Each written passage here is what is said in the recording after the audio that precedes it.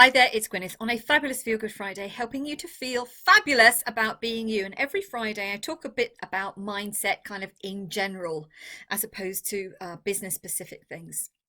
Now, one thing that many people are doing right now is reviewing 2020, or maybe you've decided you just want to forget about 2020 and you're looking forward to 2021. You're setting some fabulous goals for yourself.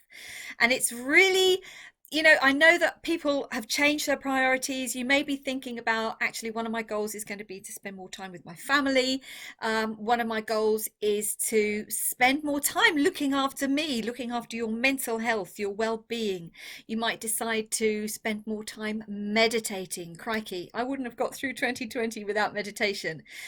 But whatever it is that you're thinking about, it's not enough to say, I want to achieve something by such and such a date, and it has to be specific, time, measurable. If you can't measure it, you can't do it. Basically achievable, realistic, all of those things, that SMART acronym. And it is, of course, very noble. A lot of you, I know, you're very heart-centered. You have a very deep purpose. You want to make the world a better place, to help other people. And that, like I said, that those are noble goals. But if you want to keep motivated, you have to understand how these goals help you as an individual, especially if you are somebody, working from a place of integrity, working from a place with a deep sense of purpose, wanting to help others, wanting to make the lives, or help others make their lives better. If you are just giving, at some time, at some point, you will just be empty. This is why it is so important when you're setting out those goals. What's in it for you? How is it going to benefit you?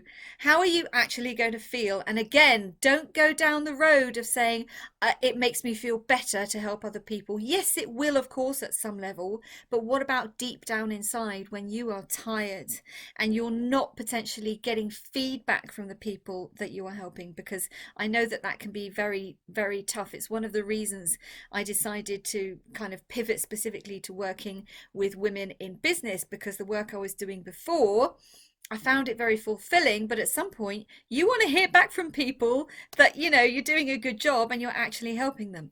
So that motivation, that why, that so that I feel good, so that I feel fabulous, so that I'm actually doing what I want to do and not what other people think I should be doing or what I think I should be doing.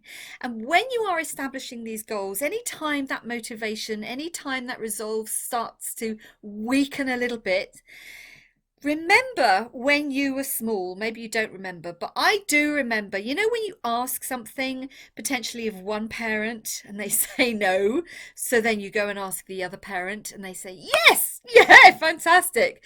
Going to someone's house to play, or potentially even watching something on television when you should be doing your homework, or staying up late. That's another favorite with you. I want to stay up late tonight. I know that from my nieces and nephew. All of those things, if we don't get the answer we want from one person, we go and ask somebody else. Now, as a child, you don't think about the obstacles. You don't have that logical conversation with yourself about, oh no, I couldn't possibly do that because I've got to do my homework. If that emotion is so strong that you really want, their resolve is there, you want to do this thing, then as a child, you will just look for any way to get there. You will go to different people to ask them for their input, for their permission, whatever it is. That resolve is so strong as a child. Like I said, you're not looking for obstacles, you're just looking for a way to get to where you want to be. And as adults, we let all that logic, that chit chat, couldn't possibly do that, impact how we are. Now, you are still that little person inside. I want you to remind that. Doesn't mean to say that you're a crazy kid running around anymore, but that person hasn't gone away. So look inside, deep inside, find that child with that resolve, looking for resources and possibilities and solutions and different ways of doing things, instead of the adult logical couldn't possibly.